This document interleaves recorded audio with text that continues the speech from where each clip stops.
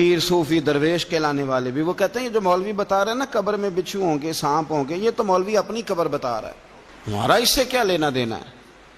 خدا سے ڈریں۔ وہ چیزیں جو احادیث مبارکہ میں آ گئیں، جس سے نبی پاک نے ہمیں ڈرایا، ہمیں سمجھایا، آپ اس تنبیہ کو، اس نصیحت کو آپ اس رنگ میں لیں گے کہ مذاق بنایا جائے گا دین کا، بجائے اس کے کہ اس سے ڈرا جائے۔ حضرت سیدنا براء بن عازب رضی اللہ تعالیٰ عنہ ارشاد فرماتے ہیں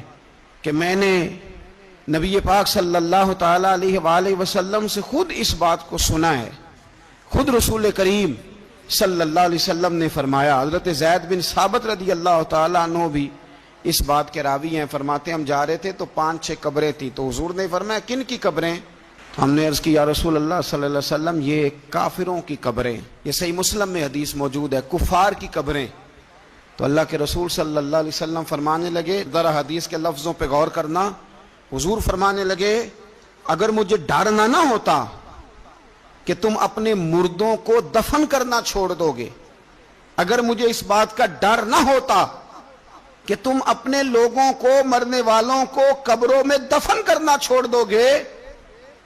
اگر یہ مجھے ڈر نہ ہوتا تو میں سناتا کہ قبر کے اندر کس طرح عذاب ہوتا ہے، تمہیں دنیا میں رہ کے میں سناتا، پر ڈر ہے۔